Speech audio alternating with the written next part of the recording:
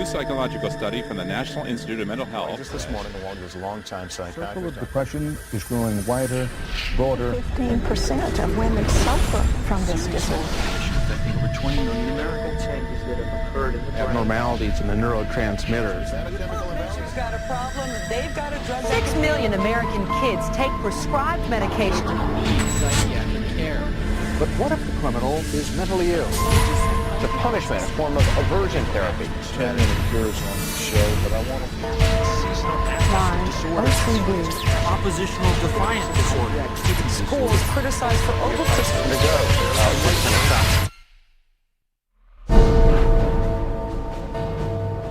Donde quiera que mires, ahí está. ¿Piensas que la psiquiatría no tiene nada que ver contigo? Piénsalo otra vez. Todo el campo de la psiquiatría se ha metido en cada faceta de tu vida. They basically believe that everyone is mentally ill. You smoke too much, it's a disease. You're too unhappy, it's a disease. You're too thin, it's a disease. You're too fat, it's a disease. Where are these coming from? These are coming from the minds of psychiatrists that are dreaming these things up, writing papers and getting published with their names on it, creating these new diseases. First he said that I had ADD. Then he said that I was depressed. Then he said I might be bipolar, but I don't have ADD anymore. And he said, you know, I've been noticing you, and I wonder if you have it too. What they decided is that both my husband and my son had a chemical imbalance that needed to be corrected with a chemical balancer. There is not one shred of credible evidence that any respectable scientist would consider valid, demonstrating that anything that psychiatrists call mental illness are brain diseases or biochemical imbalances. It's all fraud. There's no reliability of diagnosis, and there is no science. It's just pseudoscience. It's pretend science. This is one of the most open secrets in all of America in the psychiatric field, that nothing is being done that's legitimate, and they're billing for it. Los psiquiatras afirman que más de 1.000 millones de los habitantes del planeta están mentalmente enfermos.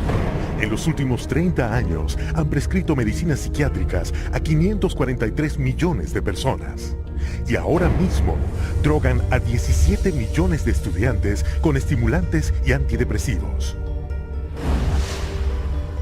Al preguntarles recientemente sobre la base científica de su profesión, los psiquiatras dispuestos a ser entrevistados no ofrecieron más que excusas. Psychiatric illness is not really illness. How do you evaluate if someone is cured or sick? Cure is certainly something we look forward to. We have no earthly idea how to accomplish. We're not good at causes. We don't know what causes mental illness.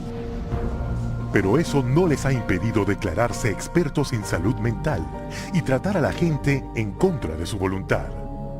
¿Y los resultados? This psychiatrist, man who's supposed to work to heal people, has done nothing but destroy this man's life, and in destroying his life, destroying the lives of all of his loved ones. Excuse me.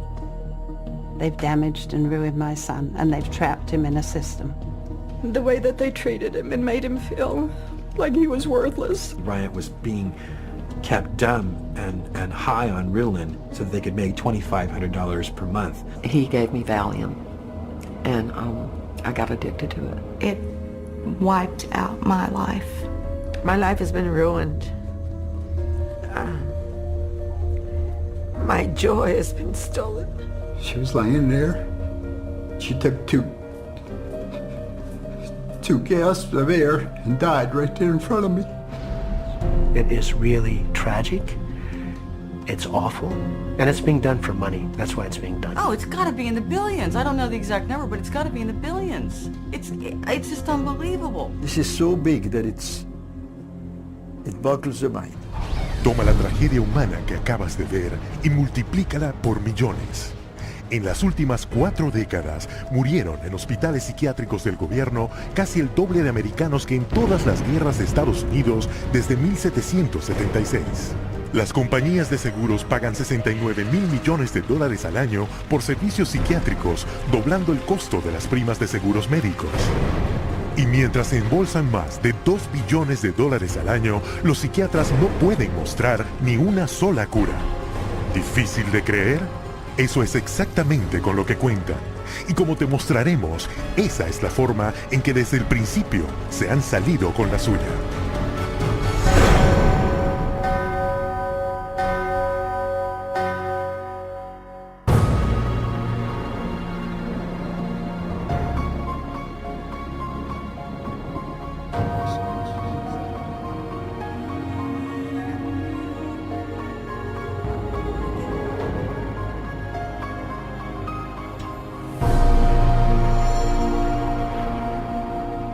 The roots of psychiatry have to do with control, power, and alienation from certain groups of people who were uncomfortable to be around. They were locked up in these places to get them out of the way. The history of psychiatry, I think, really is related to institutions. El Hospital Bethlehem Royal de Londres fue una de las primeras instituciones psiquiátricas del mundo. Conocido comúnmente como Bedlam, el hospital no era más que un depósito para quienes se creía que estaban locos. Se encerraba a los internos en jaulas, closets y establos, se les encadenaba a la pared y se les azotaba, mientras el hospital cobraba la admisión para que el público los viera. En el siglo XVIII, William Bailey fue el primero en promover que sus hospitales podían curar a los enfermos mentales.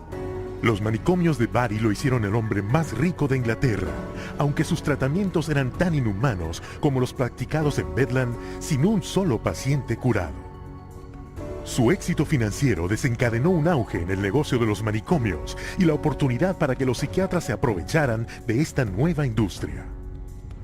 This was an era where, on both sides of the Atlantic, specialized institutions for the mentally ill are beginning to be built in large numbers. Those institutions date back certainly to the beginning of the 18th century, and in a few cases even earlier than that. But the explosive growth of an asylum sector, of asylumdom, as some historians have called it, is very much a 19th century phenomenon. It's that period when the state is persuaded to invest tax dollars in building these places. Pero mientras los que dirigían los hospitales se hacían ricos, a los psiquiatras, sin embargo, les faltaba credibilidad para aumentar al máximo sus ingresos. In order to justify their profession, they needed to come up with these biological solutions, or they didn't have any profession. The only way for them to solve that was to attempt to start believing that these people that were suffering from emotional disorders was from a biological basis. Whatever was done to make this person more manageable would be simply called a treatment. And the sad reality is that many of these so-called treatments were, in essence, torture. The near-drowning devices that were developed in this period, for example, must have been appallingly frightening. For example, one device involved putting the patient into a coffin, closing the lid, and dumping it into a bath of water, and then opening it up and trying to revive the patient. There were a range of these things, and the mortality rate was very, very high. Entonces, los psiquiatras buscaron dar crédito a su ejercicio disfrazándolo con el lenguaje de la medicina. El darle una nueva imagen al tratamiento se llegó a conocer como modelo médico. Somebody who's really hyper and manic, if you're wrapped up in a cold sheet and dunked into some water, you're going to quit acting manic because that's a punishing treatment. So, but as soon as the symptoms started to go away, they started to believe that somehow by wrapping them up and dunking them in cold water, it was draining the toxics out of their body. So they built the medical model around that. Llevando más allá la teoría biológica de la enfermedad mental, un americano, Benjamin Rush, propuso la idea de que la locura la causaba demasiada sangre en la cabeza. La cura, quitar la sangre por cualquier medio, inmovilización, agua helada, sangrado, incluso el terror. Y con eso se creó un nuevo modelo médico. Benjamin Rush was probably the most famous American physician of the Revolutionary era. Rush was known as the master bleeder. He bled his patients for madness. He also invented something called the tranquilizer. It's a chair that looks a little bit like an electric chair. The patient was confined in this apparatus, sometimes with cold water applied to his or her head, for some hours at a time, and Rush announces in a letter that he's invented this new contraption and dubbed it the tranquilizer. Los procedimientos a menudo letales de Rush se detallaron en su manual de 1812, que siguió siendo la fuente autorizada de la psiquiatría durante 70 años. Era tan venerado que en 1965 a Rush lo consagraron como el padre de la psiquiatría americana en el sello de la Asociación Psiquiátrica Americana. A fines del siglo XIX, los crecientes fracasos de la psiquiatría en curar la locura amenazaban sus ganancias financieras, obligándolos a inventar nuevos modelos médicos. The cures promised were not delivered.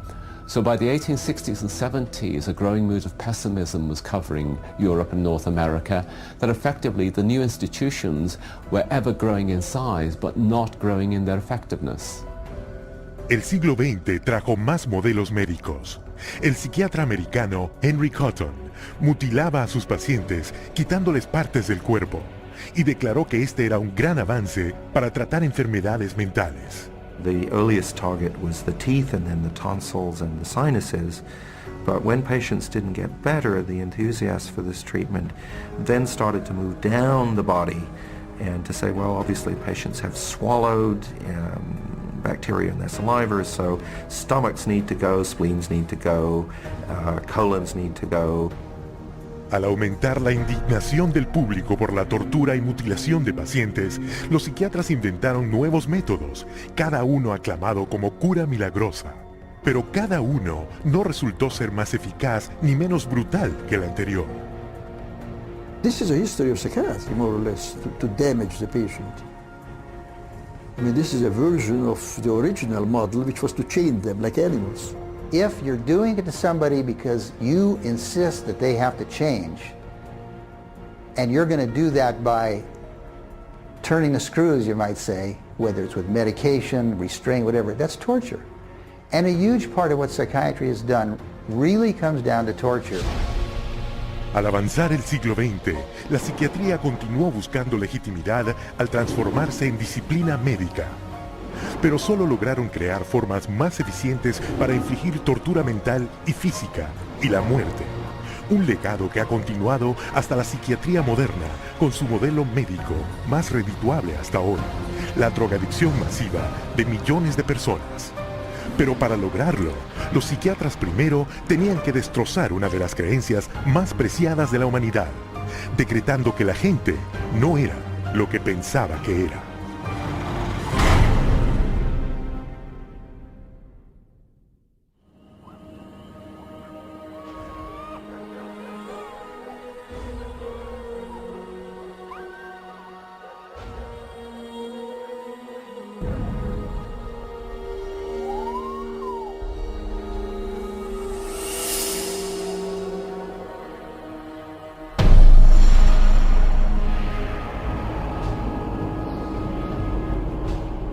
Universidad de Leipzig, Alemania, 1879. El profesor Wilhelm Wundt experimenta con los sentidos humanos. Wundt declara que los pensamientos, personalidad y comportamiento del hombre no son más que reacciones químicas del cerebro. Wundt became frustrated with his inability to change behavior because he was dealing with the original, psychology. That's the psyche, that's the soul. He created a new science, which was based on man being an animal without a soul, to be trained. Not to be a thinker, but to be trained. Estudiantes de todo el mundo se reunieron para estudiar la nueva definición del hombre por Wundt como un organismo sin alma. El espíritu de la época lo resumió el filósofo alemán Friedrich Nietzsche. Gott ist tot. Gott bleibt tot. Wir haben ihn umgebracht.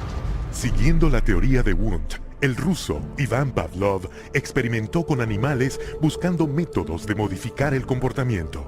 Pavlov studied in Wilhelm Wundt's laboratory in Leipzig, Germany, in the late 1800s. And he experimented with dogs, with electrodes and stimulus response, denying privileges to denying rewards. And he noticed that when you brought out some food in front of animals, dogs in particular, that they would begin to salivate.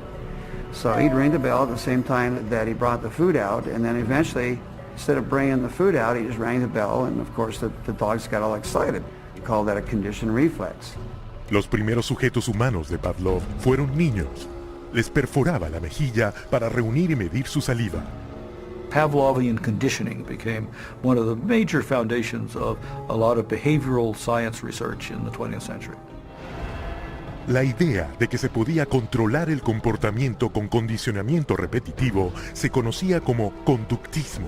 The behaviorists believed that all children are animals and can be trained as animals. This was the view of behaviorists.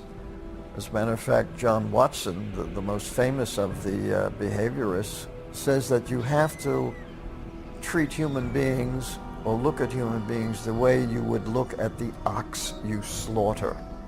See, the behavior is not interested in what's up in your head or your soul because they don't believe there is a soul.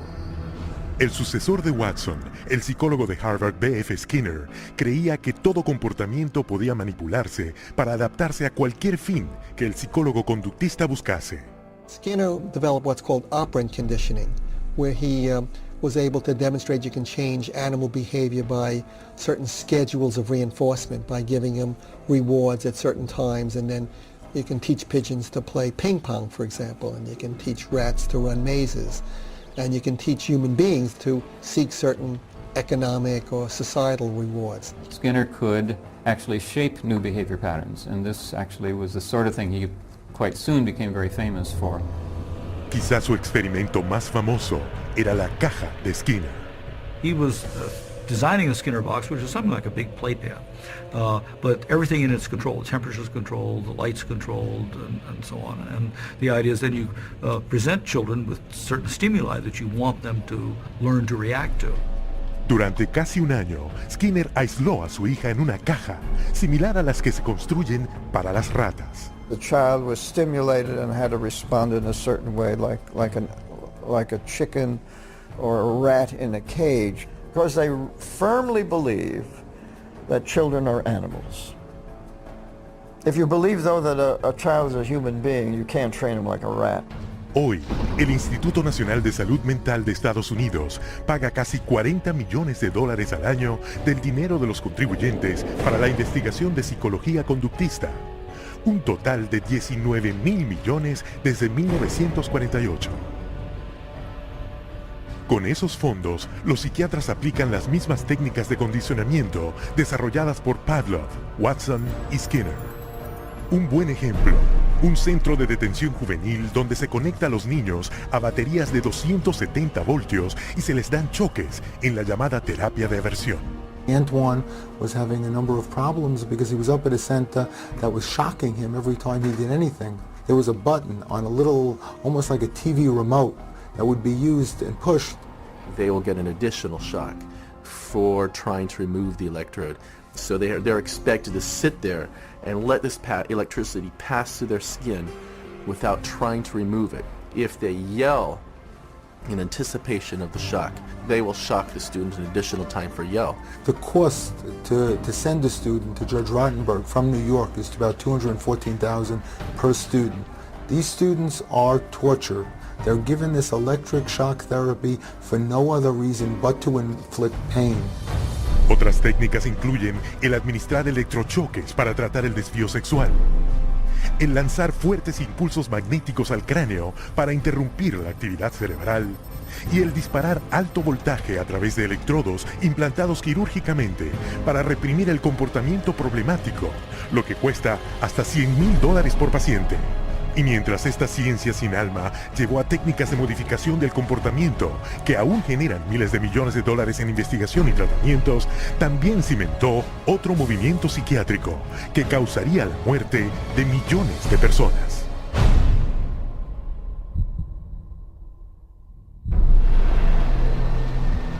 January 1945. As World War II comes to a close, the full horror of Hitler's final solution is exposed, with grotesque killing factories unparalleled in human history, Mass graves filled with corpses of men, women and children, murdered by starvation, bullets and poison gas. What could drive men to commit such atrocities against their fellow human beings?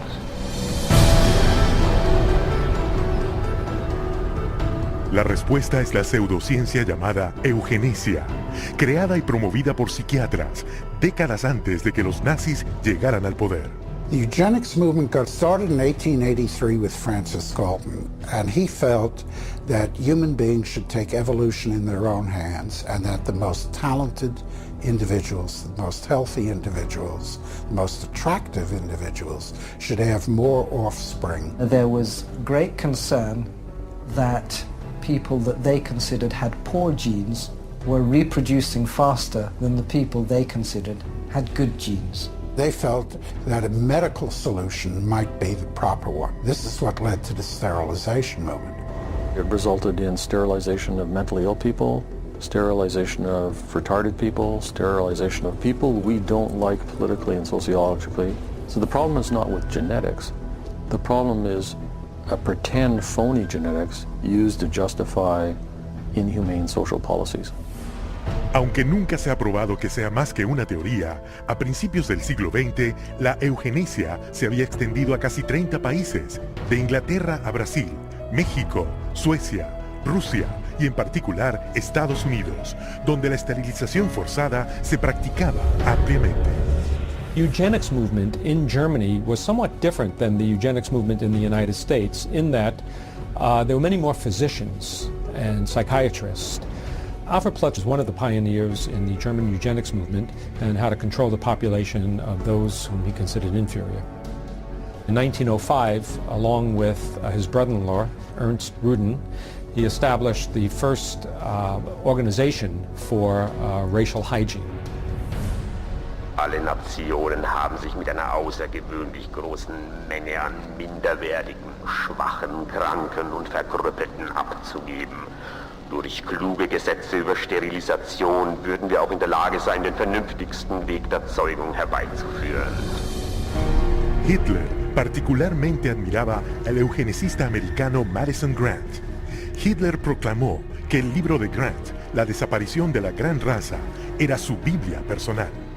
En su libro Mi lucha, Hitler aclamó la eugenesia como la ciencia que reconstruiría Alemania. Körperlich oder geistig gesund ist, dem ist es nicht erlaubt, seine Krankheit an seine Kinder weiterzugeben. Das Recht auf persönliche Freiheit wird durch seine Pflicht, die Rasse zu beschützen, eingeschränkt. The German eugenicists welcomed the Nazi advent to power because the Nazi program could fund the very programs that they had in mind. The Nazis gave them political support, financial support, and conversely, the psychiatrists gave the Nazis a medical justification for their genocidal policies. Something like 40% of German psychiatrists had joined the SS by 1933. They weren't forced into the SS, they just joined it naturally, because the beliefs were very, very similar. Ruden and his work led directly to the decision to move from sterilization to murder. Su plan era sencillo.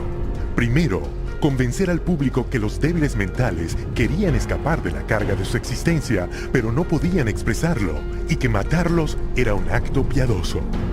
Luego, extender la definición de inferior para incluir a los testigos de Jehová, judíos, gitanos, homosexuales, todos indignos de vivir. Los psiquiatras produjeron películas de propaganda, conocidas como películas de matanza nazi, proyectadas en los 5.300 cines de Alemania. Geisteskrankheit ist als ein Erbübel eine der größten Gefahren für die Volksgesundheit. Irrtum ist, dass sich solche Kranken glücklich fühlen und am Leben hängen. Sie haben überhaupt kein Daseinsbewusstsein. Wer von ihr befallen wird,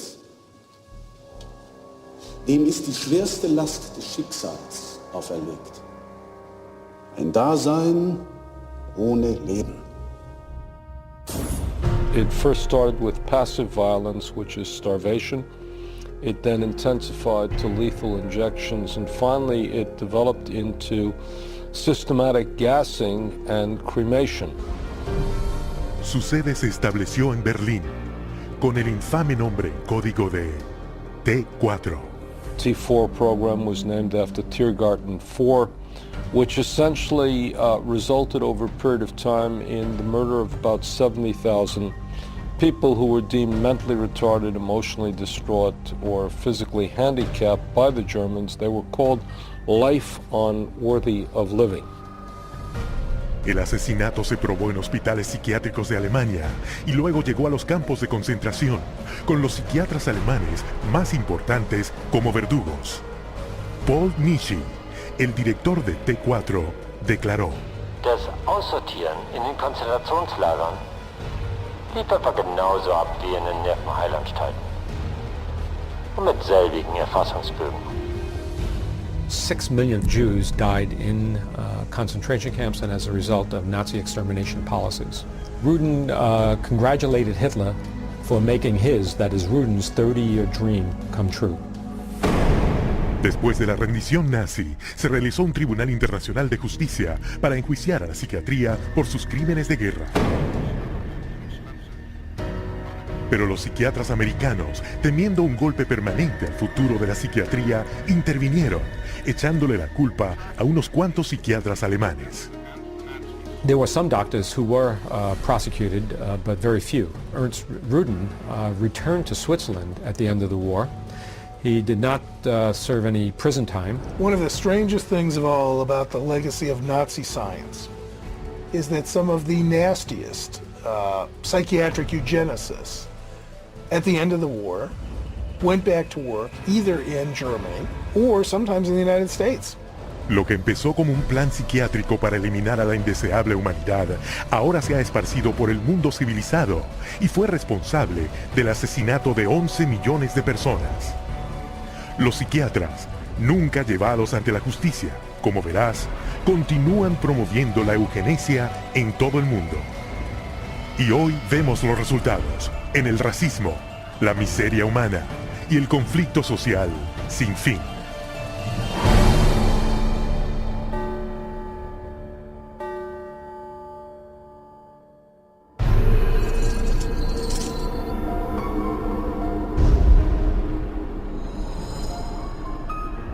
After World War II, a new eugenics was resurrected out of the bones and ashes of the old eugenics. The eugenics movement has been at the forefront to establish a new scientific racism that justifies oppression and exploitation and racism. De hecho, el racismo es inseparable de las raíces de la psiquiatría. The entire history of psychiatry, beginning with scientific conclusions that were made in the 1830s, was an effort to prove the intellectual inferiority of African Americans. Benjamin Rush is the father of modern psychiatry. And he is the one that gave us the term nigritude. He said that all blacks have inherited this disease. And this particular disease, it caused them to be inferior. In addition to that, it was the reason why it was very important that blacks remain segregated and separate from whites so that whites did not inherit this disease. Afirmando que la negritud era una forma de lepra, Rush justificó la segregación como una necesidad médica, y eso se volvió un argumento para continuar la esclavitud. The fact that you have brutalized a whole group of people had nothing to do with that. It had everything to do with some genetic link, and that basically you were just a diseased person. So when a slave master wanted to get rid of a recalcitrant slave, they could just say, oh, well, they're suffering from this disease.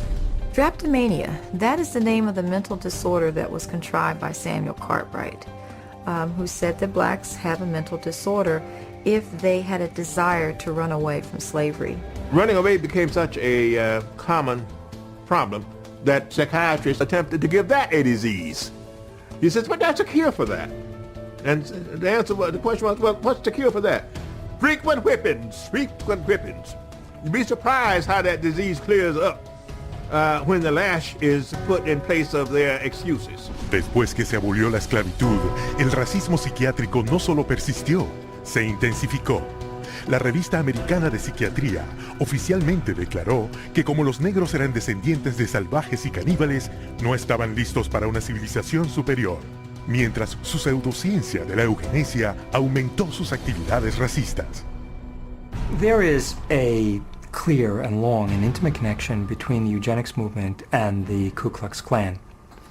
Harry Laughlin, who was the Carnegie Institution's director of the Eugenics Record Office, had close relationship to the Ku Klux Klan through the publication of a book called White America, which was written by a major Klan leader. So Laughlin wrote a glowing review of the book in the Eugenics News. And at the same time, you have the Ku Klux Klan using eugenics to justify their racist goals. Pero el racismo psiquiátrico no era exclusivo de Estados Unidos. Algunos de los peores abusos del siglo XX ocurrieron en Sudáfrica, donde el gobierno adoptó las mismas teorías y prácticas racistas utilizadas por Hitler. Esto no fue coincidencia. El primer ministro había estudiado eugenesia como estudiante de psicología en la naciente Alemania nazi de los años 20. Dr. Henrik Verwoerd is regarded as the architect of apartheid. He saw South Africa as a divided state with whites, blacks and brown people living in totally separate areas, with black people having no rights whatsoever. Con el apartheid implementado, los psiquiatras establecieron hospitales mentales por todo el país, que de hecho no eran más que campos de esclavos.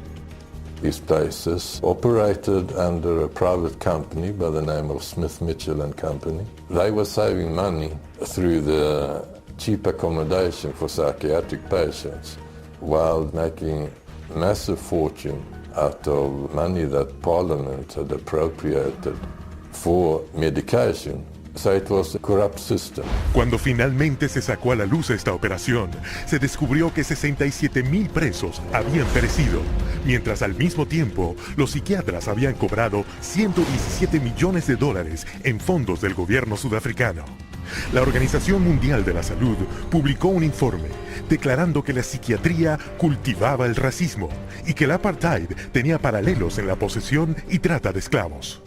En 1971, en Estados Unidos, el psiquiatra Louis Jolly West, continuando el legado de racismo de la psiquiatría, ideó un experimento secreto de terapia de aversión llamado Centro de Violencia.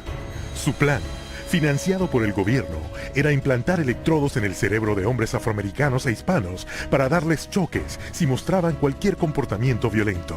Y si eso no funcionaba, castrarlos químicamente con drogas. Cuando la proposición racista de West enfrentó la indignación del público, el plan se archivó. Aunque las implacables teorías racistas de la psiquiatría fueron neutralizadas, no fueron detenidas.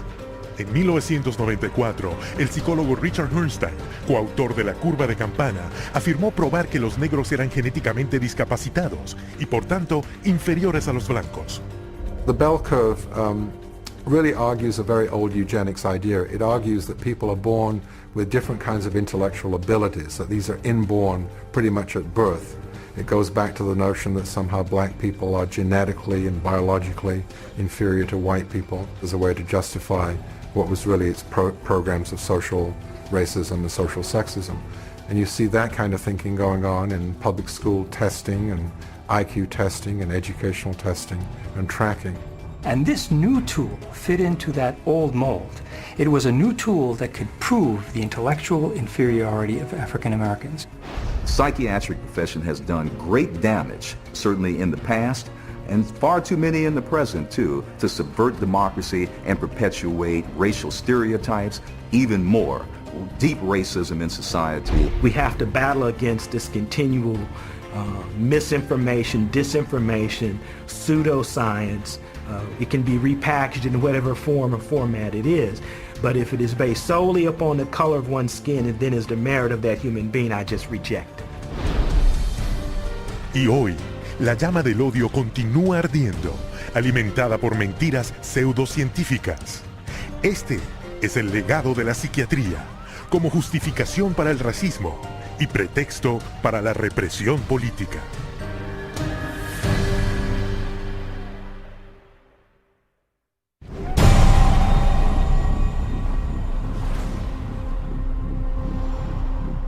быть верными коммунистическим идеалам, убежденно, с революционной настойчивостью претворять в жизнь ленинский завет, учиться коммунизму, трудиться самоотверженно, по-коммунистически, всей жизнью своей, утверждать на земле дело Ленина, дело партии.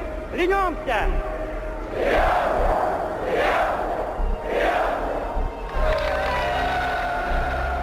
El régimen soviético exigía absoluta lealtad.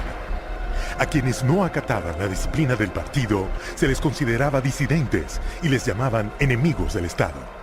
Con un solo susurro a la policía secreta, desaparecían en uno de los hospitales psiquiátricos especiales. A pesar del riesgo, los llamados disidentes pusieron en acción sus ideas de libertad. Я вел жизнь тайную, конспиративную. Никто не знал, что я это делаю. У меня была маленькая подпольная типография. И я стал делать листовки. Mientras que otros se consideraban ciudadanos soviéticos leales. Я, например, считал, уверенно считал, что я один из лучших советских людей. Когда уже даже меня арестовали и написали особо опасный государственный призыв, я рассмеялся. Я при нем, при этом же самом нынешнем генерале, рассмеялся. А он меня вызывает psiquiatra na otro. Según los psiquiatras soviéticos, todos sufrían de inflexibilidad de convicciones, síntoma de un nuevo trastorno, esquizofrenia inactiva. Вот когда допьешь все, то тогда заем. Так до конца пей. Перепей, я не буду с ним. Ребята, не заставьте его. Давай пей, брат.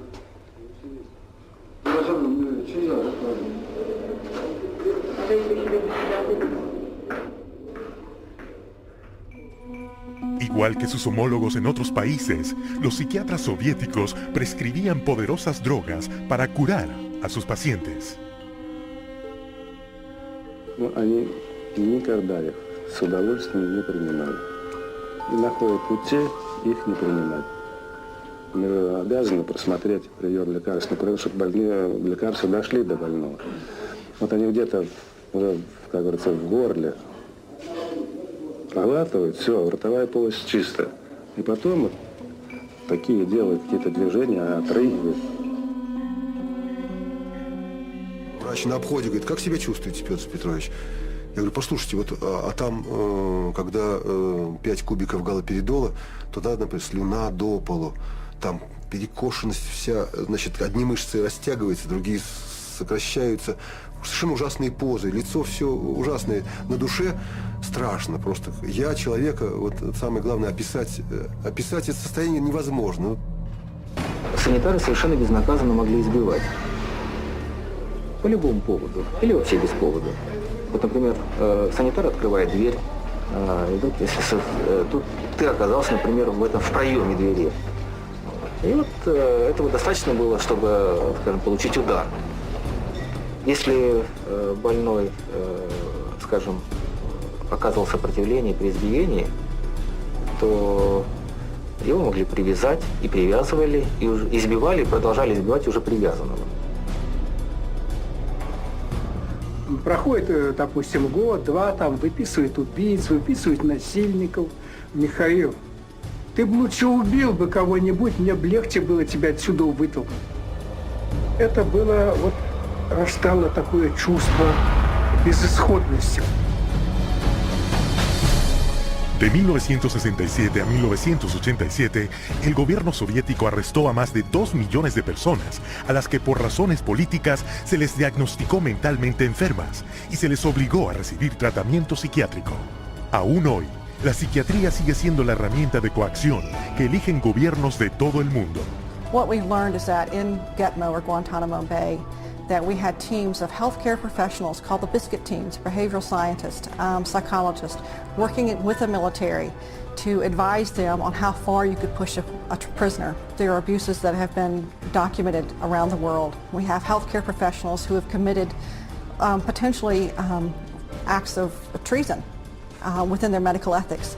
And there's nobody supervising that. There's nobody making them stand accountable to their medical ethics. Pero los psiquiatras nunca han reservado la tortura física y mental exclusivamente para los presos políticos. A lo largo de la historia le han dado una nueva imagen y han hecho que el público la acepte como terapia.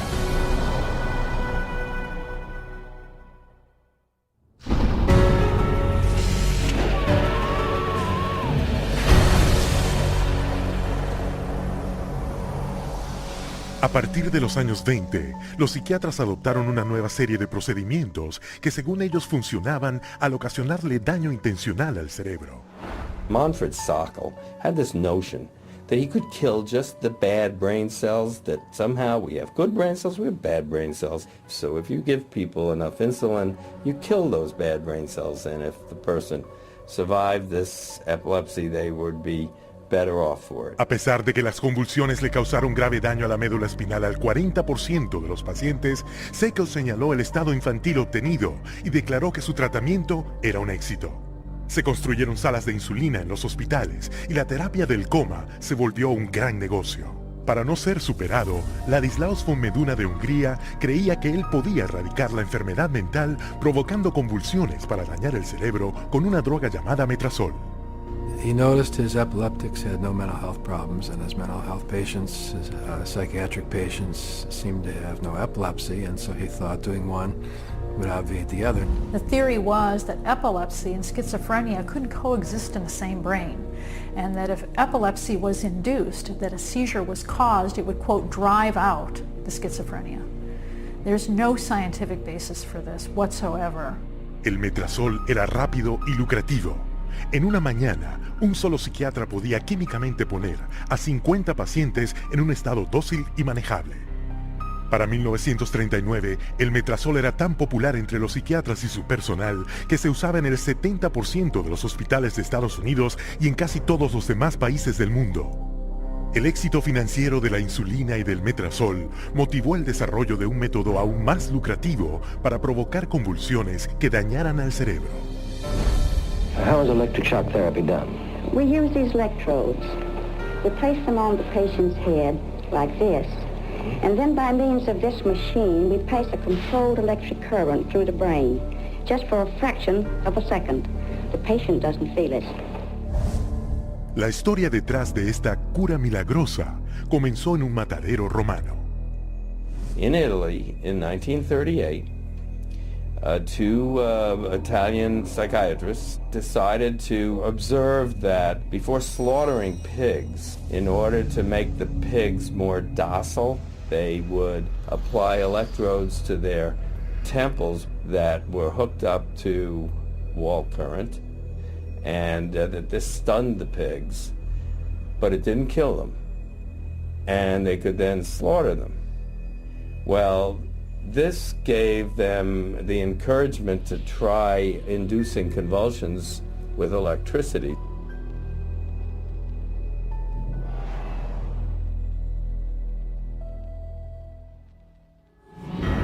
We would see teeth falling out, broken spines, bones knocked out of joint, broken bones, and people even getting internal organ damage from being restrained while they were having these uncontrolled writhing seizures, convulsions. Many patients have been returned to their homes and jobs who might still be here if it were not for this helpful form of treatment.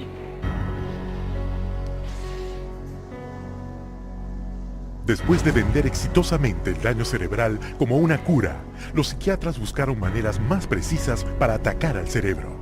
Esto se inició en 1848, cuando una explosión lanzó una barra de acero directamente a través de la cabeza de Phineas Gage, ferrocarrilero de Vermont. Aunque Gage sobrevivió, su personalidad se alteró drásticamente. 70 años después, el neurólogo portugués Egas Moniz intentaría obtener un resultado similar, taladrando el cráneo de un paciente y metiendo chorros de alcohol puro en el cerebro, matando el tejido de los lóbulos frontales. Moniz llamó a este nuevo procedimiento lobotomía. El doctor Walter J. Freeman llegaría a ser el practicante de lobotomías más infame. descubrió que podía hacerlas más rápido, sin tener que taladrar el cráneo. There was no anesthesia, and he would just lift up the eye and stick nothing more than an ice pick right into the brain, right under the orbital bone, and then just rake the thing back and forth until he was satisfied that he had caused enough disruption of brain tissue, and then pull it out. Freeman viajó por el país en su lobotomóvil, mutilando el cerebro de sus pacientes en el escenario o a veces en el mismo vehículo. And he would pull up and offer lobotomies to people, get referrals from the local doctors, or sometimes people didn't even go through doctors. They'd go right to the lobotomobile, and he would just do the brain damaging procedure right there. Cuando sus privilegios quirúrgicos le fueron revocados, después de haberle causado la muerte a su último paciente en la mesa de operaciones, Freeman ya había realizado o supervisado más de 3.500 lobotomías, en las cuales él mismo admitió que a más del 25% de sus víctimas las había dejado en un estado vegetativo. They lobotomized 1 million people in the 40s and the 50s and beginning of the 60s until they came to the conclusion that this was a destructive treatment. Pero aunque las curas milagrosas pronto fueron denunciadas como fraudes que dañaban el cerebro, los psiquiatras se mantenían un paso adelante, inventando nuevas formas de psicocirugía, presentándolas como avances médicos. I completely shuddered from head to toe. And that's what I heard in my head when he drilled something in my brain. Northwest, actually, of the centre home. I'm sorry I had to do that. Yeah, why did you have to do that? I went, oh, funny, and Did my you? head all shook inside. Oh dear. Oh, my head shook inside. Yes, all right. Everything shook, the eyes, everything, the teeth. Oh, that's well. That was grievous bodily harm done to my brain. And nobody has the right anyway to play God with somebody's brain. The whole operation took about 8.5 hours, and they kept me awake for every second of it, and I remember every second of it.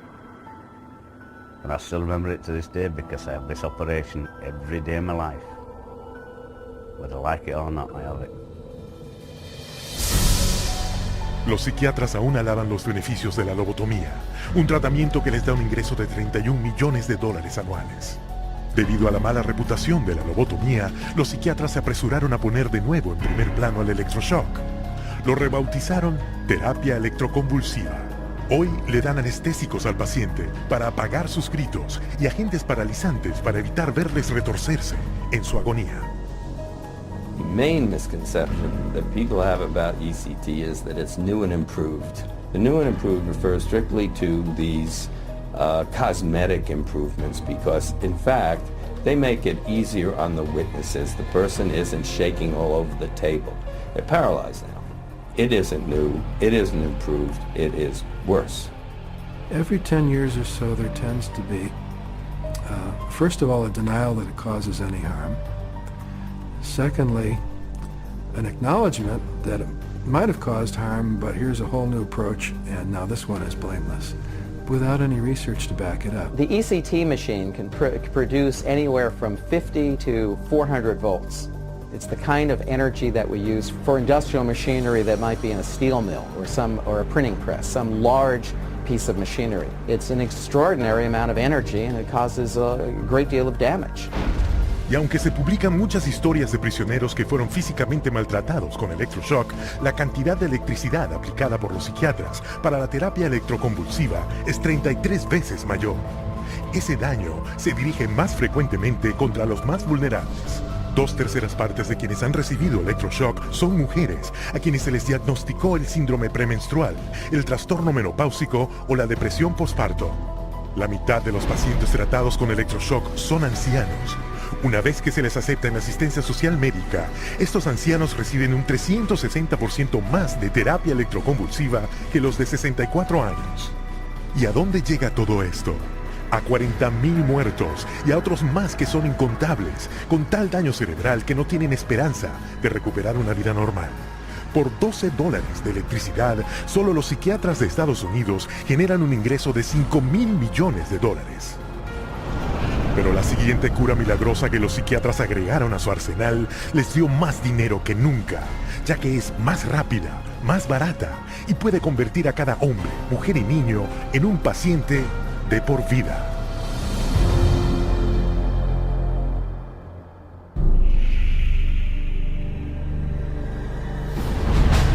A principios de los 50, los psiquiatras descubrieron su siguiente cura milagrosa.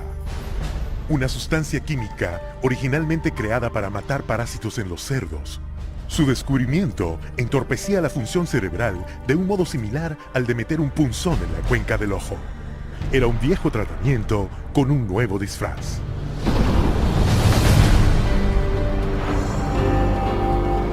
With the advent of these new tranquilizing drugs, it seems not too much to say that we're on the verge of an entirely new era in the treatment of mental illness.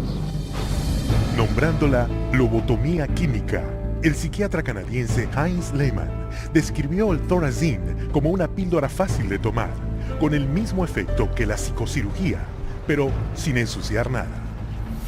Thorazine provided psychiatry with the entry into mainstream medicine. It had its magic bullet.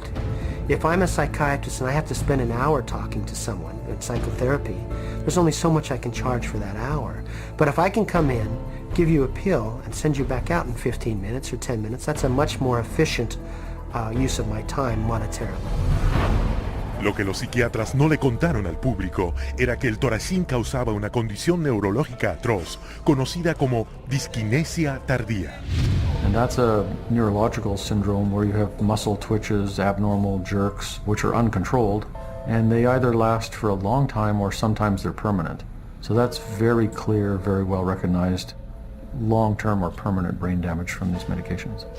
Mr. Blount has virtually no signs of his original illness now. The signs that the movements of his mouth are completely side effects of the drugs that he was on for 20 years.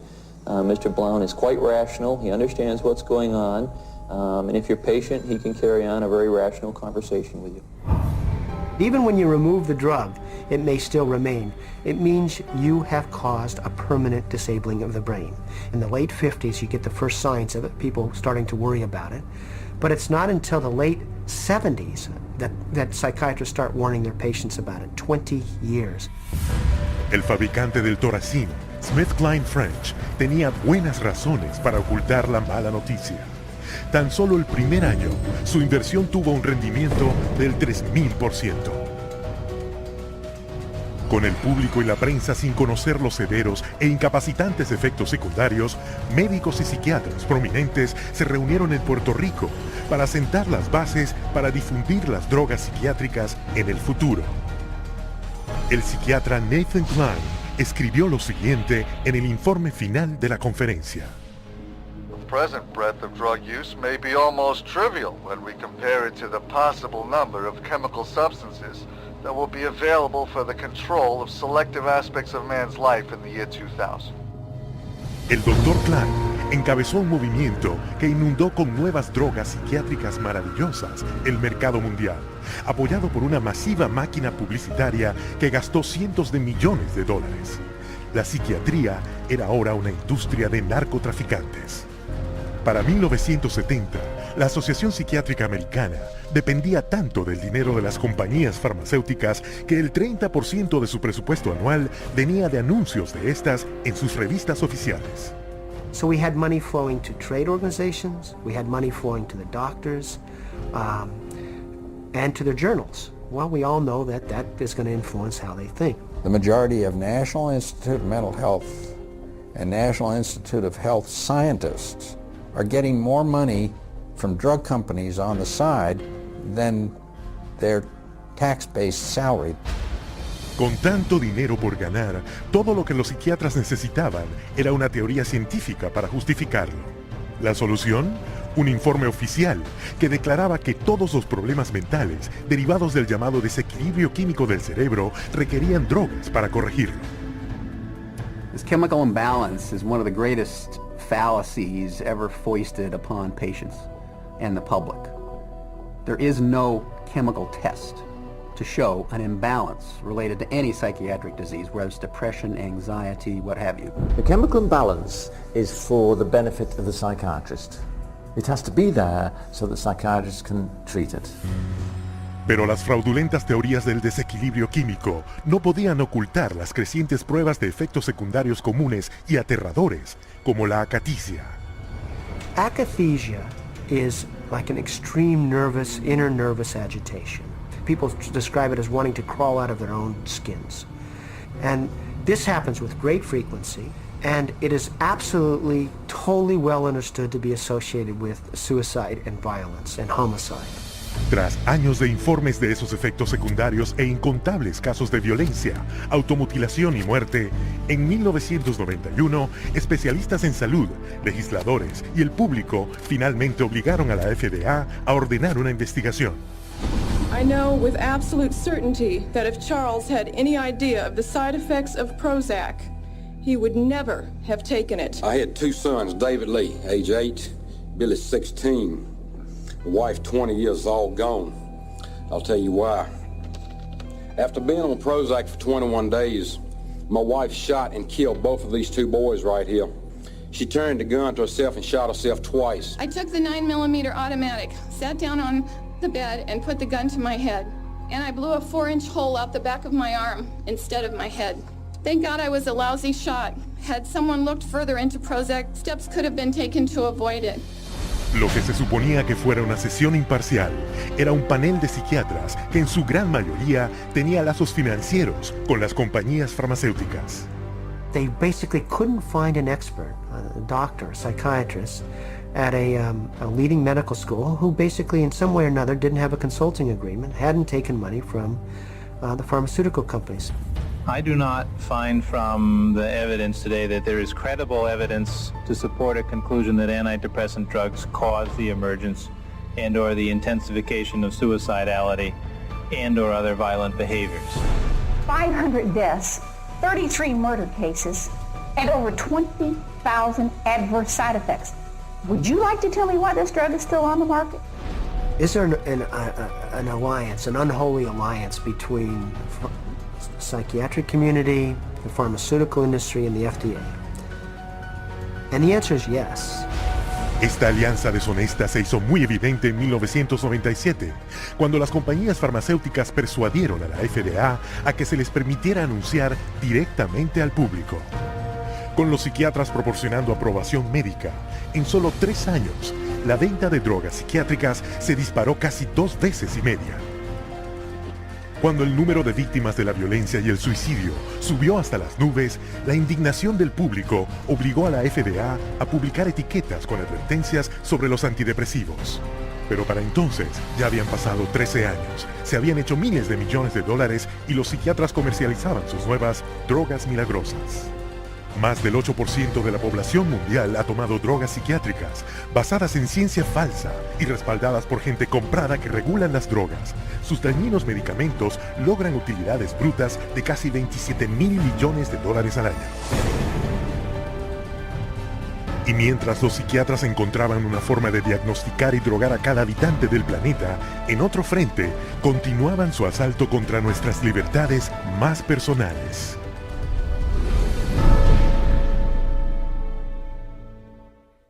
Los psiquiatras exigen el derecho absoluto a determinar qué es lo mejor para el llamado enfermo mental. Después de todo, el enfermo mental está loco y no es capaz de evaluar su propio tratamiento.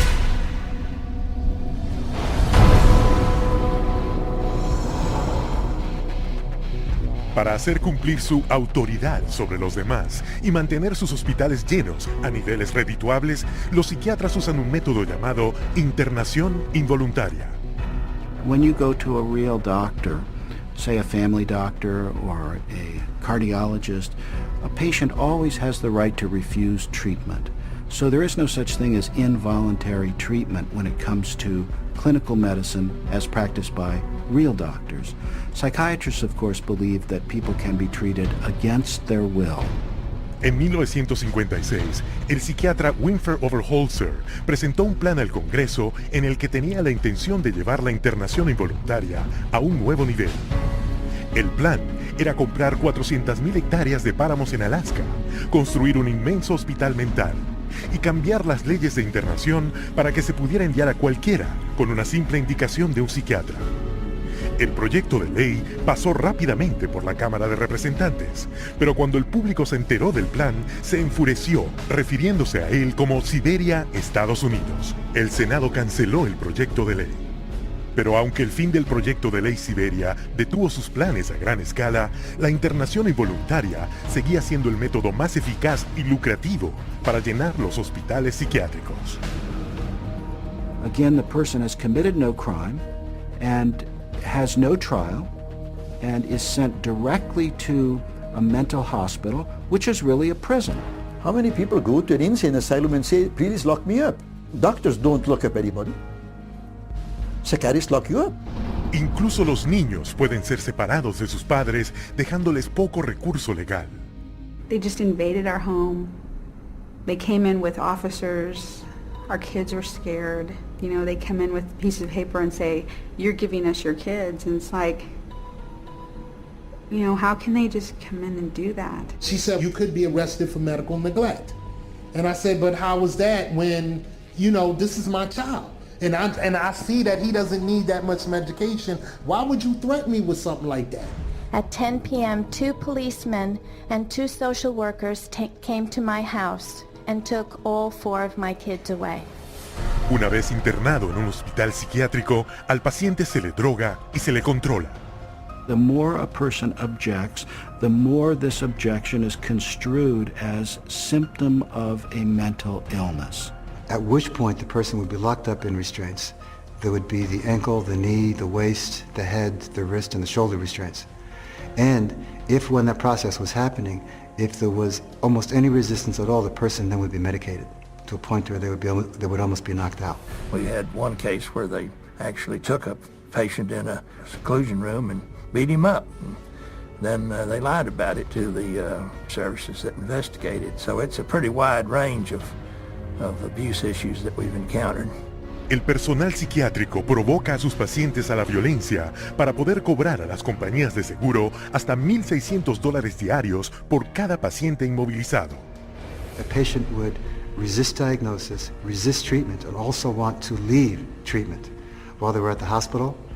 And invariably, every time, that person's situation would be exacerbated until they were put in constraints and medicated, at which point there would be documented reasons to keep that person in treatment. La carga de tales sumas reclamadas se le cobra directamente al público en las crecientes primas de seguros de salud. En cuanto a sus víctimas, la experiencia es traumática e incluso mortal. 16-year-old Rochelle Claiborne died in Laurel Ridge's care last August. The state report shows during the restraint, quote, Rochelle stated several times she could not breathe. In almost all respects, the staff behaved appropriately, followed the standards. Aprovechándose de que las leyes sobre la restricción son débiles o vagas, a los psiquiatras y a su personal casi nunca se les acusa criminalmente por agresión con lesiones y asesinato. He begged me to take him home, take him out of there, that they were treating him wrongly, and he didn't want to stay there. And I got a call that there had been an accident, that they held him down until he couldn't breathe anymore. I wish I would have listened to him, take him out of there before it had happened. And then I miss him every day. And I wish I could have him back, but I can't. Hasta hoy, a nadie se le ha acusado por el asesinato del niño. Los ancianos son un objetivo importante del abuso psiquiátrico, con el tratamiento de ancianos en hospitales mentales que cuesta al gobierno y a las compañías de seguros más de $29 mil millones al año. Unwarranted commitment has occurred that wouldn't have occurred if the people hadn't had insurance. The proof of that pudding is generally in how fast they get out once the insurance runs out. Involuntary commitment is a form of psychiatric slavery, where persons are treated as if they're property and they are deprived of liberty, and people are making money in the process. As long as we have involuntary mental hospitalization, psychiatry is a prison work. It's a crime against humanity. It is not medicine. Cada minuto del día, alguien es encerrado involuntariamente en un hospital psiquiátrico. Y si crees que es algo que no puede ocurrirte a ti, o a alguien que conoces, piénsalo mejor. Cada 75 segundos en Estados Unidos, alguien es internado en contra de su voluntad. Y con más de $1 billón dedicados a los hospitales de Estados Unidos desde 1965, los psiquiatras se han conseguido un negocio muy lucrativo, oculto tras una interpretación dudosa de la ley. Pero muy a menudo los psiquiatras cometen crímenes demasiado flagrantes para ignorarlos.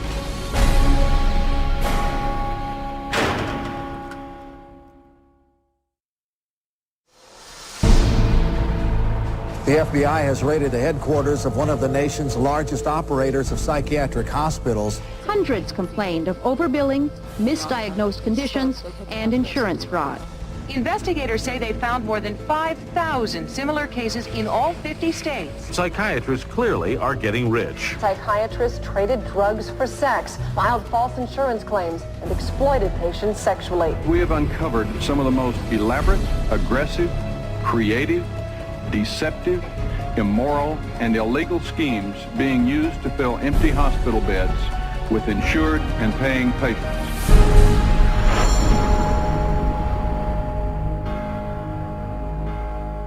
Cada psiquiatra hace un juramento de seguir un código de conducta ética, de poner el cuidado de sus pacientes por encima de todo. Pero de todas las disciplinas médicas, la psiquiatría tiene el peor récord de fraude y abuso. Psychiatry is almost a license to print money. If a doctor were clever enough, and many of them are, there's no reason that they couldn't make at least $500,000 a year fraudulently and get away with it in psychiatry. I don't purport to have deposed every psychiatrist in Las Vegas. I can tell you for a fact I haven't. Maybe I've deposed half, and by and large they were a dishonest, deceitful, lying bunch of people. Tan frecuentes son sus prácticas engañosas y criminales, las cuales facturan, que los investigadores de seguros tienen una frase de jerga para ello: el hola de California y el apretón de manos de $100. $100 handshake is when usually a patient is institutionalized. Psychiatrist, psychologist will visit that person, shake hands with them, say, hello, I'm Dr. So-and-so, I'm taking care of your problem here, and then leaves. They might have 10 or 20 patients there. They bill an hour for each one, and they might be in the hospital for a total of 30 minutes. So 20 patients, 20 hours, and they'd send the bills off to Medicaid. We see that most of the victims of recovered memory therapy were women who had excellent health insurance, whether it was government insurance or private insurance, because many insurance policies wouldn't pay for this kind of long-term nonsense.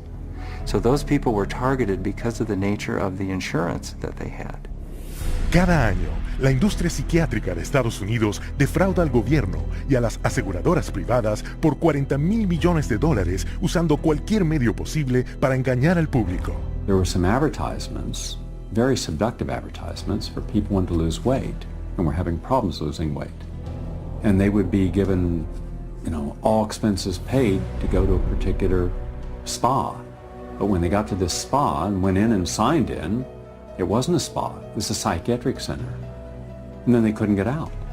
What instead they received massive doses of mind-altering drugs, and they were kept for a lengthy period of time, and their insurance carrier was billed tremendous amounts of money for something that was unnecessary. Pero sus mentiras van más allá del pabellón psiquiátrico y hasta los tribunales, donde como testigos pagados dirán cualquier cosa para cobrar sus honorarios. A psychiatric expert who will have one opinion in one scenario and a completely opposite opinion in another scenario based on which law firm or governmental agency is paying for his time. The psychiatrist on one hand will tell the public that suicide can be prevented, but will go into court and tell a jury that suicide cannot be prevented. And then once you show his prior inconsistent statements, you also show that he is paid very well by pharmaceuticals, then the jury says, you know what, we're not so sure about you because you just lied to us. Añadamos a su codicia, deshonestidad y avaricia sus crímenes sexuales. Constituyendo tan solo el 6% de los médicos de Estados Unidos, los psiquiatras son responsables de la tercera parte de los delitos sexuales cometidos por médicos. It has happened so often that by the mid-80s, the insurance companies who insure physicians across America started writing sexual claims out of the policies altogether. That's how common it was. The system was so broken that more than 25,000 complaints had been registered, but nothing acted upon. When a psychiatrist has a patient, a female patient, and abuses them sexually, there's a very high probability they'll get away with it. I've seen many cases where the mental health professional becomes very disturbed and is using very strange and odd treatments, and that can go on for many years with no one finding out about it because it's not very public. It's quite private. Things happen behind closed doors. Trágicamente, sus crímenes sexuales a menudo implican niños. Un buen ejemplo es el del Dr. C. Markham Berry. En apariencia, un miembro muy respetado de su comunidad. Pero todo eso se hizo añicos cuando lo arrestaron por haber violado sexualmente a los niños. Sacaron de su casa camionetas llenas de pornografía infantil y la investigación posterior descubrió que había violado sexualmente a sus pacientes, niños entre 7 y 17 años a quienes fotografió y violó sexualmente. El Estado lo describió como los 50 años de una aventura sexual desenfrenada y clandestina de Berry con niños. Este no es un incidente aislado. Es el carácter cuidadosamente enmascarado de los miembros de esta profesión. En las ciudades, los estados y los países podrán encontrarse psiquiatras que cometen violaciones, abuso sexual, asesinato y fraude. Y como vas a ver, toda la credibilidad de la psiquiatría depende del mayor fraude de todos.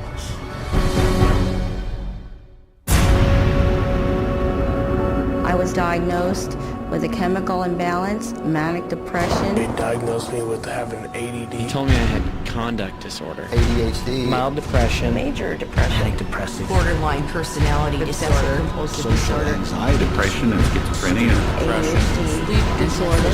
Identity problem disorder. There's no such thing as mental disorder. A mental disorder is whatever someone says it is, and if the person saying this is a mental disorder has enough power and influence, then people believe, oh, that's a mental disorder. Pero no se puede tener poder o influencia sin credibilidad. Así que la psiquiatría fabrica la suya.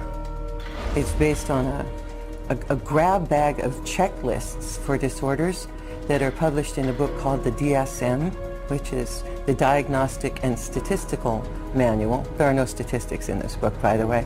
That just makes it sound more scientific. They create this cluster of disease, and they get together and they vote. Is this a disease? All in favor, say aye. It's marketed as a scientifically based document. Now, the American Psychiatric Association, which publishes the DSM, do a lot of work to create an aura of scientific precision around the DSM, but it's not scientifically based. Desde la primera edición del DSM, el número de trastornos mentales que se incluyó por votación en el Manual de Diagnóstico de la Psiquiatría ha llegado a 374. Y con cada nuevo trastorno, los psiquiatras crean otra forma de defraudar al público.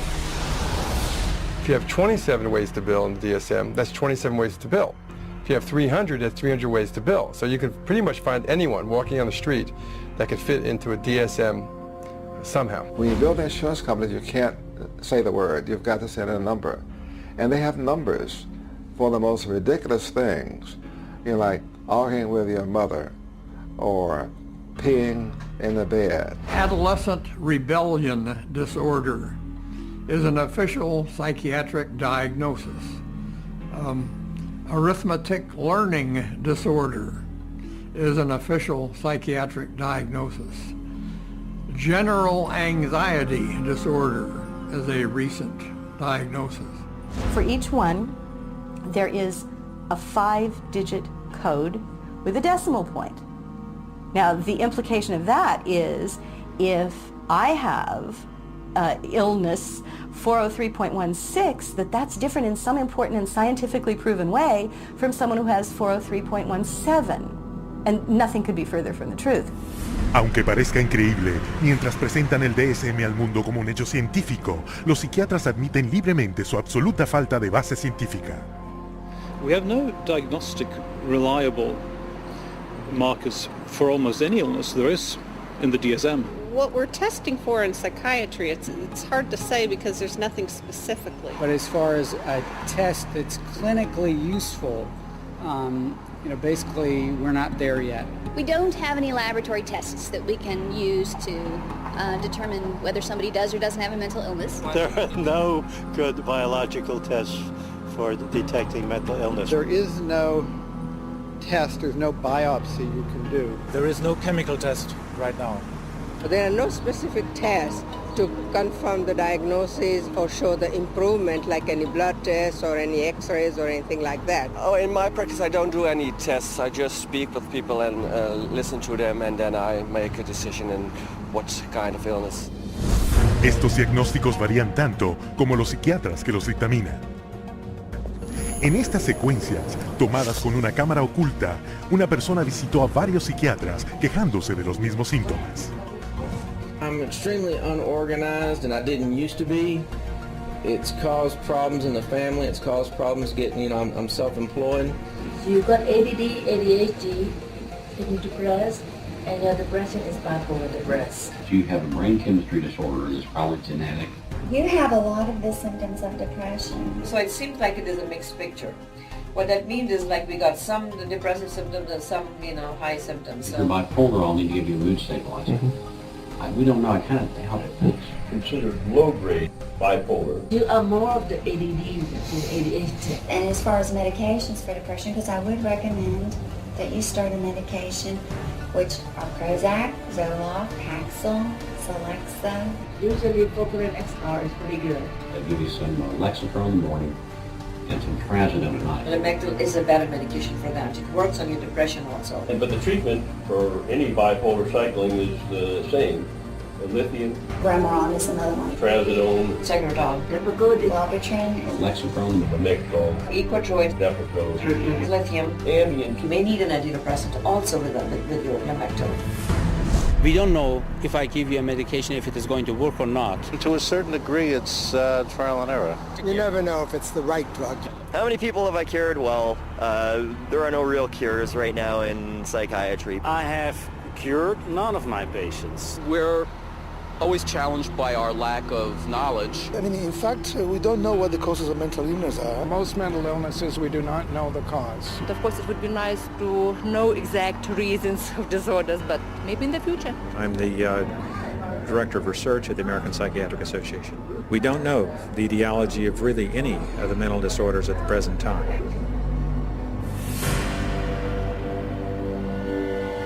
DSM-5 is coming out. It's grown to 10 times its original size, and it labels everybody. I could find 5 diagnoses that would fit you or anybody else. Compara esto con los métodos de investigación de la patología, una ciencia real que descubre enfermedades reales usando una amplia variedad de pruebas de diagnóstico precisas. We do millions of laboratory tests as well as the structural examination and the microscopic examination. It's a whole series of applied scientific procedures. In the case of psychiatry, there isn't any laboratory tool that can precisely identify a psychiatric disease and allow it to be classified. It's not as if there's some study of tissue or some study of the body or some study of matter. These are all categories which are made up. They're simply made up. They don't exist in nature. They're decided upon by psychiatrists and voted on. Los psiquiatras no son los únicos que se benefician con el DSM. Siempre que se encuentre un diagnóstico psiquiátrico, se encontrará una droga psiquiátrica. The pharmaceutical corporations now contribute enormous sums of money for the education of psychiatric residents and for the support of research by their professors So that psychiatry today has become in America, has become very largely learning of which drug to use with which disease or disorder.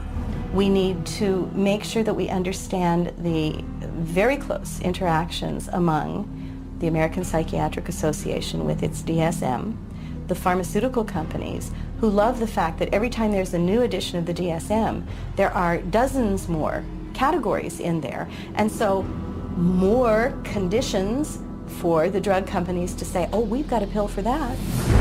En el 2006, un estudio reveló que el 56% de los psiquiatras que decidían qué trastornos incluir en el siguiente DSM tienen lazos financieros con al menos una compañía farmacéutica.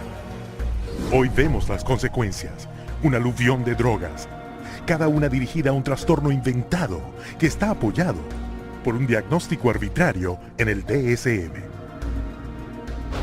The fact that it is couched in the language of science without necessarily having any of the scientific data or underpinnings to justify it is as threatening as anything we've seen today. Y el último y más caro ardid para engañar al público al imitar a la medicina legítima: escanear al cerebro. We can scan all the brains we want to. The fact that we see changes in different people's brains, changes in functioning, doesn't mean that we've discovered anything that has its origin in the brain. It just means that we're seeing changes, but it doesn't mean that there's something wrong with the brain. Psiquiatras y psicólogos usan el DSM para etiquetar a 450 millones de personas en el mundo como enfermos mentales. Un total igual a la población de Francia, Italia, Alemania, Canadá, Australia, el Reino Unido y Rusia combinadas. Mientras la venta de drogas psiquiátricas superó los 27 mil millones de dólares al año, los fondos de los gobiernos del mundo para esos pacientes le dan beneficios brutos a la psiquiatría de 440 mil millones de dólares al año. Y una gran parte de ello proviene del diagnóstico y de las drogas que se recetan a los más confiados y vulnerables.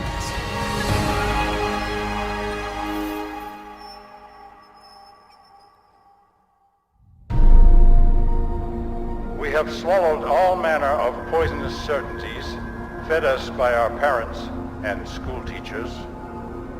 If the race is to be freed from its crippling burden of good and evil, it must be psychiatrists who take the original responsibility.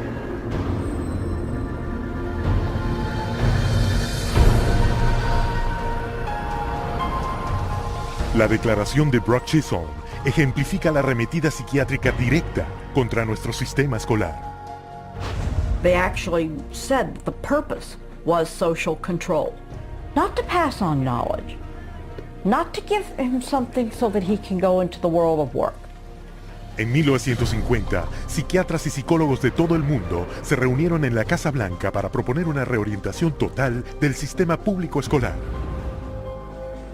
The White House Conference on Mental Health in the 1950s was a landmark that served to bolster the idea that schools would serve their communities better as mental health clinics than they would as institutions of learning. In the early 60s, the world of psychiatry started to really go places in this country. Little by little, it came into our schools, our educational system. Y para 1965 se convirtió en ley. Se les dio luz verde a los psiquiatras para que etiquetaran y drogaran a los estudiantes al por mayor. A child is labeled ADD or ADHD the minute he can't sit still for a 10-15 minute period of time, or he talks constantly, or ignores the teacher completely. That will get him and earn him an ADD or ADHD label. En 1987 se etiquetaba libremente a los niños con el trastorno del déficit de atención e hiperactividad TDAH. En un año se diagnosticó a 500,000 niños americanos con este trastorno. Para 1994, esa cantidad se había elevado a 4.4 millones.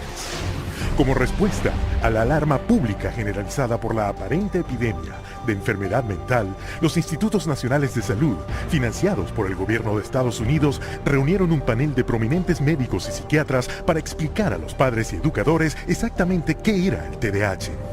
I would like any member of the panel to describe a typical ADHD in terms of symptomatology. Mark, would you like to? Since you see them in your practice. I think the panel has been frank, and the difficulties here are immense in terms of these. It is hard. It's very hard to know how to answer this question. They cannot, even when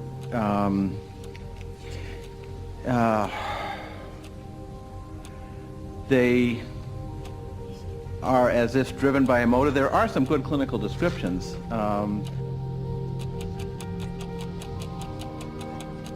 And I think, I think the part of the problem is the profession keeps changing the diagnosis. At this time, we do not have a diagnostic test for ADHD. Therefore, the validity of the disorder continues to be a problem. Pero esta escandalosa admisión no detuvo a los psiquiatras de las escuelas.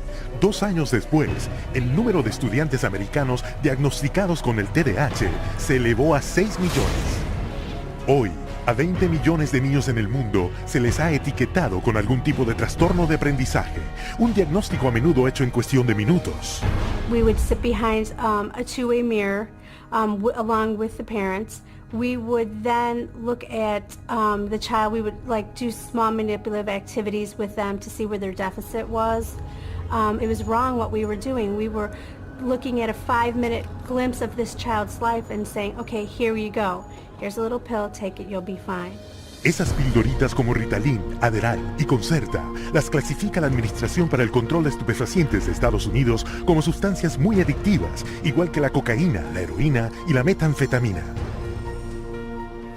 When I was on the Ritalin, it made me just feel totally different, like I wasn't even who I was. I was, flipping out, was twitching, going crazy. I felt like I was out of it all the time, like I wasn't there, I wasn't human. You're just a zombie, pretty much. You do what you can just to get by and just don't do anything extra. My mother never teased me, but she thought I really had ADHD and I was wrong, and I had something wrong with me. So I thought she'd feel bad and feel sorry for me if I died, but then again, I thought that she would miss me a lot, and I also love her a little more than I wanted to kill myself. And so I stopped when I realized that. La abundancia de medicamentos recetados creó una nueva fuente de ingreso para los chicos: vender sus medicamentos a sus compañeros. It's called kitty cocaine. They take the Ritalin and they just repackage it and they sell it on campus to the kids because it's like speed. I figured if I was gonna do drugs, I might as well make it worth it. And I ended up doing street drugs, and then I ended up getting into it really bad. We're looking at marijuana and other things as being gateway drugs, and actually the so-called medications are a greater gateway drug. The Ritalin drugs are backfiring big time because if the child is already disruptive and he takes cocaine, he's going to be a lot more disruptive after he's taken it. It is not going to calm him down. Boom, she got on the drugs and her personality changed, her behaviors changed, they became erratic and dark and violent, and it was just a nightmare. He kept having adverse reactions, becoming very, very angry. He could not control his behavior, he couldn't control his temper. He was on 5 different psych meds, Prozac and lithium, and he was 7 years old. And he was unable to function. He would have rages and then crying and all kinds of just violent rages, grabbing knives and all of this. The list includes 15-year-old Kip Kinkle withdrawing from Prozac when he shot 22 classmates, killing 2 after murdering his mother and stepfather at his home in Springfield, Oregon. 18-year-old Jason Hoffman on Effexor and Celexa when he opened fire at his California high school, wounding 5. 15-year-old Sean Cooper on a mix of antidepressants when he shot students in Idaho. And 17-year-old Eric Harris on Luvox when he and partner Dylan Klebold killed 12 classmates and a teacher in the bloodiest school massacre yet, Columbine. Y todo esto eclipsa la mismísima razón de que los niños acudan a la escuela en primer lugar, para recibir una educación. Desde 1970, Estados Unidos ha caído del 9º al 28º lugar en el mundo académico. Durante ese mismo periodo, el número de estudiantes americanos etiquetados con trastornos de aprendizaje se disparó y la venta de drogas para el TDAH se multiplicó 32 veces. Children don't ask for psychiatric drugs. Children don't ask to be diagnosed. They don't want to be called crazy. So you ask the classic Roman question, legal question, cui bono, who benefits? The people who make the diagnosis.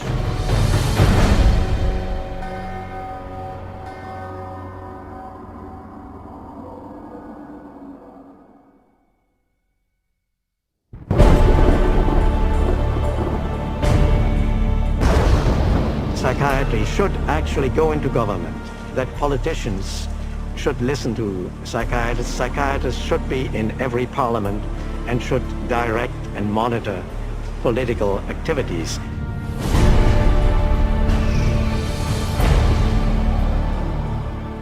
En poco más de un siglo, la psiquiatría se ha infiltrado en la sociedad a escala global. Y no fue un accidente. People aren't aware that in 1940, a prominent British psychiatrist, Colonel J.R. Rees, addressed the National Council on Mental Hygiene and set the agenda for psychiatry for the next 60 years. Since then, psychiatrists have been given authority in nearly every sector of our society, with tragic results. We must aim to make it permeate every educational activity in our national life. Public life, politics and industry, should all of them be within our sphere of influence. We have made a useful attack upon a number of professions. The 2 easiest of them, naturally, are the teaching profession and the church. The most difficult are law and medicine. El colega de Rees, el psiquiatra G. Brock Chisholm, cofundador de la Federación Mundial de Salud Mental, más tarde detalló los planes de la psiquiatría. To achieve world government, it is necessary to remove from the minds of men their individualism, loyalty to family traditions, national patriotism, and religious dogmas. Para implementar su plan maestro, los psiquiatras americanos convencieron al Congreso de Estados Unidos que la enfermedad mental era una amenaza nacional que solo ellos, con un enorme aumento de fondos, podrían resolver. Y así comenzaron los enormes gastos del gobierno de Estados Unidos para la investigación psiquiátrica, que ha escalado de $1 millón al año en 1946 a $1.4 mil millones hoy, un incremento de más de 139,000%. Al esparcirse la influencia psiquiátrica en Estados Unidos, también se esparcía en todo el mundo. Detrás de cada crisis mundial se encontrará la mano de la psiquiatría. Por ejemplo, el psiquiatra serbio Jovan Raskovic, quien exigió la limpieza étnica de croatas y musulmanes debido a su firme creencia en su inferioridad racial. El resultado fue Bosnia en la década de 1990, donde el colega de Raskovic, el psiquiatra Radovan Karadzic, y el primer ministro Slobodan Milosevic establecieron campos de concentración en los Balcanes, donde una vez más se torturó en masa, se violó y se asesinó a inocentes. Un psiquiatra militar explicó cómo se hizo. C'est très difficile tuer millions de personnes. C'est très difficile, techniquement difficile. Les Allemands étaient bons techniciens et ils ne pouvaient pas, ils pouvaient seulement 6 millions de Juifs exterminés. Ils massacrent, par exemple, 100 ou 200 de personnes, ou viole sans femme et sans jeune fille. Pour que les autres sont effrayés, échappent. Alors vous avez le terrain pur. Con el condicionamiento de Pavlov de un siglo de antigüedad, unido a las técnicas modernas de control mental, psiquiatras y psicólogos pueden convertir al hombre promedio, e incluso a los niños, en asesinos en masa. You could train them to use firearms indiscriminately. You could train them to shoot people with very little feeling or thought. You could train them to use abusive and brutalizing procedures in order to obtain information with no hesitancy, with no concern. Así es como se crean los terroristas. Después del 11 de septiembre, Osama Bin Laden fue calificado como el cerebro detrás de los ataques. Pero el experto reconocido y comandante de Al-Qaeda es Ayman al-Zawahiri. Educado en psicología y farmacología en la Universidad del Cairo y autor del manual de entrenamiento de Al-Qaeda sobre el uso de la psiquiatría coactiva. Y quien orquestó las explosiones terroristas en Madrid fue Abu Hafiza, otro agente de Al-Qaeda, que se basa en las mismas técnicas de manipulación mental. You can implant memories. Memories are potent sources of motivated behavior. If you implant enough memories of specific kinds, you can shape and change the nature of human thinking and feelings. And it was thought to be a kind of ultimate weapon because what greater weapon could there be than control of the human mind? You can control minds and you can move people around, particularly when you control their lives. It's easier to control their minds. When we look at psychiatry and psychology, social control is the primary agenda. Y esa agenda se está poniendo en vigor en el mundo, ahora mismo, con campañas de chequeo mental presentadas al público con nombres tan inocuos como chequeo de adolescentes. The national government is actually encouraging it and wanting to test every single kid in our public school system. All children are put under this kind of a test for psychiatric evaluation, a 10-minute test that tells them absolutely nothing. I predict that upwards of 90% of all the people screened will be diagnosed as having a psychiatric disorder, which means that we'll have an entire generation that will be a perfect profit center. El hombre detrás del programa de chequeo de adolescentes es el psiquiatra David Schaefer, asesor del Departamento de Defensa de Estados Unidos. They're not just screening children to have complete control of the 52 million children in school. They're screening now, and that bill, they will screen their parents, and they will screen all adults in America. The idea of mass screening for mental illness in the American population, run by a government initiative, is one of the scariest ideas I ever heard of. Psychiatry is politics, has always been politics. It is politics pure and simple, because psychiatry was always the application of force against people who don't want to be forced. It's a sad thing, and parents better wake up. Society better wake up, because we're in serious trouble if they don't. El plan maestro de la psiquiatría de infiltrarse en todos los sectores de la sociedad se está convirtiendo en realidad. No tenemos una epidemia de enfermedad mental, tenemos una epidemia de psiquiatría. Se puede y se debe hacer algo al respecto.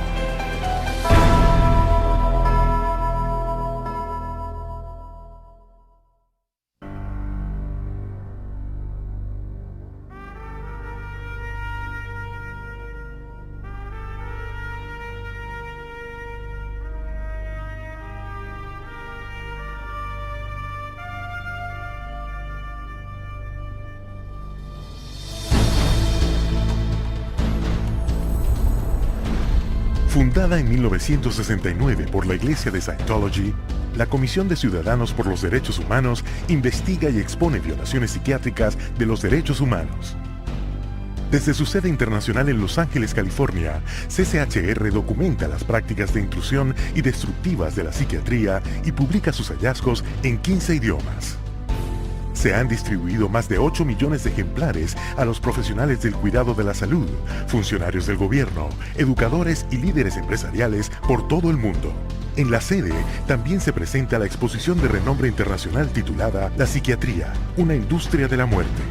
Centrada en 14 documentales, esta exposición novedosa presenta la historia de la psiquiatría. Desde sus orígenes, donde al enfermo mental lo enjaulaban como un animal, hasta hoy en día, donde existe una drogadicción masiva de la sociedad como la cura para trastornos mentales inventados. Versiones itinerantes son llevadas a cientos de ciudades a través de 5 continentes, abriendo el camino para que cientos de miles descubran por sí mismos la tenebrosa verdad detrás de la psiquiatría. Lo que es hoy un movimiento global por los derechos humanos empezó hace 30 años con una lucha por la libertad de un individuo, Víctor Ghiori, internado por la fuerza en un hospital psiquiátrico en Pensilvania. He was interviewed by a psychiatrist who said, I can't understand a word this man is saying. He's incoherent. Obviously, a paranoid schizophrenic. Commit him, which they did. Now, he wasn't babbling incoherently. He was speaking Hungarian. We filed a lawsuit against the hospital. In the middle of the case, the doctor, who was the head of the hospital, stands up and he says, we want nothing more to do with Victor Ghiori. La liberación de Víctor Ghiori fue la primera de entre miles de casos de todo el mundo a los que CCHR ayudó.